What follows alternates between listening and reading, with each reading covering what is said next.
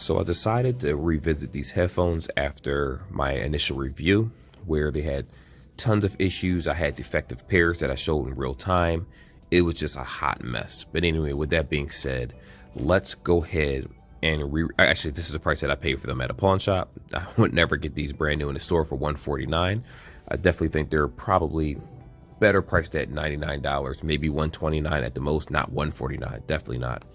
But either way, let's hop into this review and kind of talk about how I feel about them in 2022.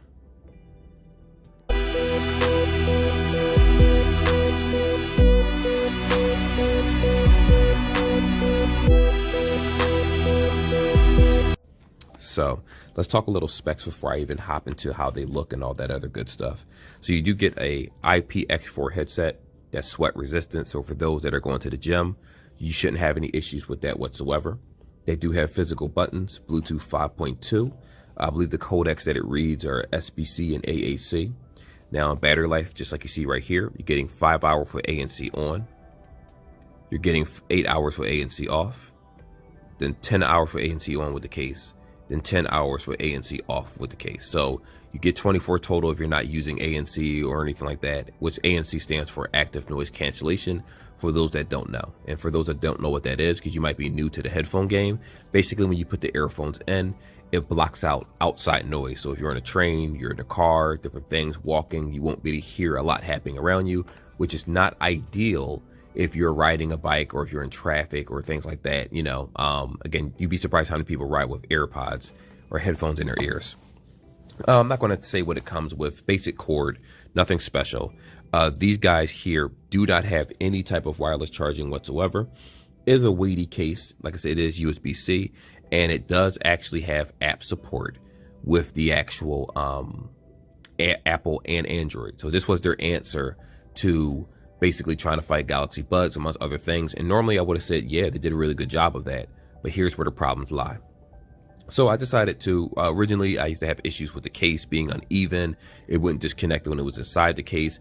There was stutter, lag, was a lot of things initially with these. So I decided to come back to it after well over a year, or how long they've been out. I forget the exact time frame, but they've been out for a minute. And decided to give them a chance again. And I was pleasantly surprised that I didn't have any issues with this whatsoever outside of one. And let me kind of explain that to you.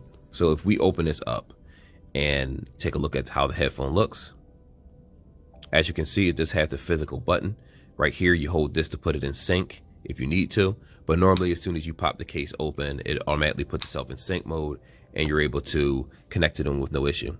So right here you have your Beats logo. Obviously, I believe this is the right ear. Which ear is this? The right ear? Yeah, this is the right ear. So this is how it will go inside your ear, like so, where the R facing. Because sometimes people take it out the case and flip it and fumble it and do all this nonsense. It's like, listen, just pick it up the way it's supposed to be. And the way this goes in is the way it goes inside your ear. The headset, surprisingly, is very comfortable. So for those that are looking for comfort, I don't think you'll have it. Oh, my glass is powered off. I don't think you'll have an issue with this whatsoever. To be completely honest, it worked well for me. The fit worked very well.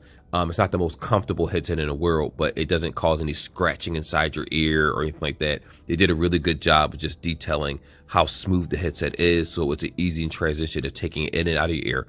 Though it's a little thick, this part will stick out of your ear, but they do that because it's easier to just grip it and pull it out. Some people want headphones so small, they're not realizing that it's a discomfort and it's irritating to have to use touch controls and things like that. Though this one has the actual physical button. So that is a cool aspect of the headset. Like I said, when it came to physical design, there was no issue with this headset whatsoever. There is no wireless charging, though it does have, like I said, ANC. It has transparency mode, and you could turn that off. And the one issue that I had with the actual headset was originally it was like this hissing noise. Now, normally people would say, oh, that's transparency mode. That wasn't it, because you can turn transparency mode off. You hold the power button for the like 1 second, and that mode will it'll make a little noise, and then the hissing will go away. That's like, it had like transparency mode in one ear when you're using it by itself. That was an issue. It still has that issue, but you can manually turn it off and then problem solve. Another issue that people were just having volume control issues, which I had, connectivity issues. It wouldn't disconnect while inside the case. It was just a plethora of problems for a headset that was labeled $149. That's why I said if this was $129 normal, and then 99 on sale or something like that, that would have been more suitable, especially given the fact that, I mean, it does have most of the features. In-ear detection.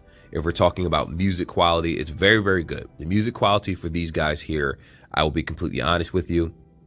After using this for a while and then going back, switching between my Galaxy Buds 2s, I stopped using the Pros for obvious reasons. They give you ear aches and ear infections, believe it or not. These are louder than the Galaxy Buds 2s. Now, I don't suggest them overall because of the simple fact that the 2s just didn't give me any software issues whatsoever. That's just me. It could be different for someone else. But if you're an Apple user and you're an Android user, then this is probably more ideal for you because it works for both of those services. Obviously, AirPods work a whole lot better than this, but this particular headset does a very good job of working very well with Apple products, and just the connectivity is flawless. You won't have a problem. Even with the Bluetooth 5.2, I'm not sure if I said that earlier. It works very well also swallow my spit, with Android too. So you shouldn't have any problems. Now, theoretically, these should have no issues. And if you look at the reviews for some of them, you'll find great reviews. If you look at some of the bad reviews, you'll find out people that dealt with the same problems that I initially dealt with. And, you know, it's the Beats brand. I'm just going to be honest with you. Beats weren't the best for music quality in the first place. It was more of a celebrity brand. People wore it, and you know how people flock to whatever a dude that makes money. They just fall for any type of marketing tactic. That's what happened with the Beats. But what I will say about this particular headset now is that it does work a whole lot better because of the software updates that they've given it throughout time, which it should have been launched properly anyway. It's no way they launched this without knowing the problems that it had. They just wanted to sell it, which it did sell well, and it's probably still selling well enough. And, you know, they work pretty good for me now. So what I'm going to go ahead and do is show you guys how to sync it to the actual, well, I have a tablet that I'm going to use. I'm going to go ahead and sync it and show you how the application works, all that fun stuff in real time, so you can just see what it offers on Android. So in this section, because this headset is connected to multiple devices, I had to hold the power button. It'll blink white and it'll automatically connect to your headset. Now, unfortunately, it's also connected to my phone, so I did have to kind of turn off the Bluetooth and stuff. So this will be the primary device that is connected to. So it is connected. So as soon as so we're going to go ahead and just leave this right here. Actually, let's put this right here just for video's sake. And we're going to go ahead and go to the application itself. Swipe this away. Oh, that was the specifications of the headset. So I won't mess it up. So right here, we have the application. We're going to go get started. Don't send. I don't know if I'm doing this. Don't allow. I'm not going to use it that way. Pair manually. Beats. Here we are. Here is the Beats application right here. So as you can see, this is the Beats application. You have the option between, if you tap this, noise cancellation, off, and then it does have transparency mode, as you can see. It will show you the headset. It'll show you the Beats itself. And as a matter of fact, every time you connect to it, it will let you know how charged your case is. It'll let you know how charged your left or right is, depending on which one you're using. So if you pull one out, let me give you an example. I'm going to go ahead and pull one out and then close the case. Let me do that now. So right now, I'm connected to it, right? So what ends up happening is, hopefully it pops up. Yeah, I'll let you get my location.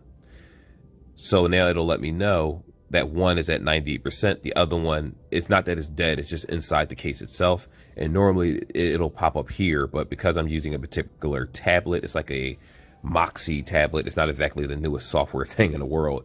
It didn't pop up, but it normally will let you know the battery life throughout the day. So with that being said, if you hit the menu up here, as you can see, it'll give you the options to actually go to the app settings. If you want to use it for Android, you have experimental software. If you want to add permissions, you can. You have the option to fast pair with Google. I do that with my other device. Remember, this isn't going to stay connected all the time. I'm just using it for, video reasons.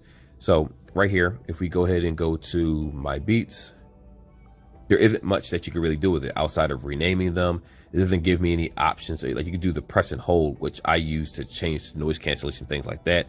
You have the option for volume control. If you want to use it, you can turn that on and off, but it doesn't have great customization. You're not able to switch the equalizer or anything like that. It doesn't have any of that. It does have software support. So if there's an update, it will do it for you, but there isn't much that you can really do with this application. So if you're one of those people where you say, well, I don't like the way the headset sounds normally, as an Android user, Samsung, they have their own equalizer, I believe. You can change it. And if you have this thing called Power Amp, let me pull that up for you guys in case you're wondering what it is I'm talking about. There's an application. You do have to pay for it. But what I will say is if you use this, you probably will never use another music player in your entire life for Android.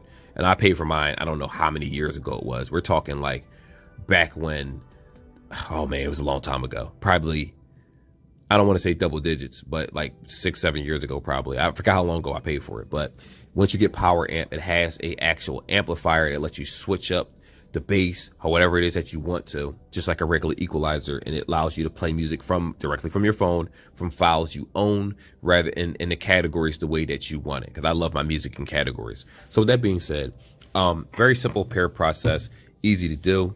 You can't go wrong with that. Headset looks good, nice and clean. I like it. I personally do like the headset. I always like the way it looked. It's just that the problems that it had made me so angry that it was just ridiculous for the price tag that they were asking for. And that's one of the videos that actually got this channel the subscribers I needed, because, you know, it wasn't many YouTubers out there talking about the issues that some of these headsets have. They're so terrified of not being sponsored or not getting sponsors or being invited to events that they're willing to compromise their integrity just for money. And, you know, I get it. A lot of people do that. But at the beginning, I did this for fun. I still do. And I just enjoy what it is that I do. So I haven't been corrupted yet. But anyway, we're going to talk about music in a moment and then just my closing statement about this headset. So anyway, let's put the little product placement in there for you guys. To be honest with you, music sounds great on these. The bass sounds just right. If you change the earbud tips, make sure that you have the tips that are properly fit for you, because what will end up happening with this particular headset is the noise cancellation may not work correctly. If one earbud isn't put in correctly, the balance of music sounds really, really bad and off, and that could be off-putting to a lot of people. To be honest, that could be said for any headset that you use, but it's kind of something I'm throwing in now because, you know, it came off the top of my head because I used to go through that problem all the time. But when it comes to these, I don't have to constantly move them around in my ear. Once they are fitted inside, they're good to go. I don't have any issues whatsoever, and I don't have to constantly keep tapping it. The only time I might have to fit it is I ride a scooter to work. So, you know, I'm going over the Philly streets, and sometimes it feels like it could get loose, but it doesn't. It just feels that way because of the bumps, and I have it on noise cancellation. So, yeah, I don't know. Maybe it's because of the noise cancellation and the lack of air, but I feel the bumps a little bit more, like in real time. So, other than that, music sounds great on these. I never had a problem with them. I can honestly say with a straight face, some people may look at me like I'm crazy, that I prefer the sound of these than the actual over the head beats. I'm not talking about the ones that came out over the last couple years. I'm referring to the back when Dre still owned it. This to me is, you mean earbuds of the future. They're just more ideal. And the Beat brand, it does focus on bass, but these don't focus deeply on bass as much as the previous models. Like they did a better job of balancing the sound overall, especially since the update. Before the updates, when I first did these, I was having an issue where, like I said, it was disconnecting. It didn't sound right. It was crackling. There were too many issues. And I couldn't take this product seriously even after I switched it out. Then reviewed a second one. It was a black model, it was a red model. It was just too many problems. But since these updates, I haven't had an issue. Now, what I will say is that as I look at the forum, some people are still having problems with their brand new Beats. So the thing is, you're going to have defective units out there, a lot more than you should. And you're going to have units where people have no issues and they have a flawless time with them. So, you know, I can definitely see on both ends why people would feel a particular way. I understand it. But I also understand that, you know, sometimes you just got to be realistic. And unfortunately, the same thing happens with phones. My wife's Samsung F21 FE seems like it has software issues. She needs to switch it out. She got a brand new. Versus I got mine a couple months later and I don't have one issue whatsoever. So sometimes manufacturers just have problems. I mean, I don't know if it's a real person putting these together or if it's a machine. Either way, things have problems. But we're just talking about aesthetic, how it looks. quality of music sounds, highs, low, mids. It sounds really good. Like I said, it's louder than the Galaxy Buds. It does have better music quality than a lot of the. Oh, one moment. Let me turn that back on. There we go. All right. So, like I was saying, it does have better quality than a lot of the Anker buds out there. Though, if you're paying $120, $130, $169, when you go up to a certain price range, then we can put them side to side. And I still think Anker knocks these out of the park for the most part as an overall product at a higher price point. If we're talking about like the Liberty Air 3 Pros or Liberty Air 2 Pros, but these are very, very good. I'm not going to count them out like it's a bad product. They're a very good product when it works. When it doesn't work, I'm going to be honest with you, it's all hell on earth when this product doesn't work because it's just too many issues. But once they've started doing the updates, again, it's not like it's much software support really. It's probably just firmware and just they pushed the product sooner than when it should have originally been out. And that's it. So if you decide to buy these, I'll be honest with you, I personally wouldn't pay $149 for them. As you can see, you see the price tag, $65. The most I would spend is maybe $100, and that's pushing it because again, you're taking a chance. Like there were too many reports of defective earbuds. You're taking a chance. Now, if they work perfectly fine for you, meaning we talked about the transparency mode being on and that could be grainy noise. As long as you hold that button and it turns it off, should be fine for the rest of the day. I don't have any issues anymore. I actually use these as primary headphones from time to time when I do like recordings. I'll still have Galaxy Buds also, but for the most part, I just use these lately just to test them out. I've been going back and forth to work, talking in talking in the, what's it called? Well, it did rain, but I was talking in the rain also. I was riding down a scooter, wind blowing. If it's too much wind, you can't hear, but if it's like a certain amount of wind, every time your voice picks up, you're able to hear you clearly. So it does a good job of isolating noise behind you for phone calls, for videos and recordings. It sounds great. So it's not a horrible product. It's just that, like I said before, I was pretty mean to the Beats. They deserved them for pushing a product that wasn't ready. But now with all the software updates, it's more ideal, but I still can't justify that $150 price tag. That's just me. But anyway, like and subscribe like always. If you think they're good, hey, by all means, send me a message. We can talk about it in the comment section. I will see you guys in the next one. Like always, till then, be safe.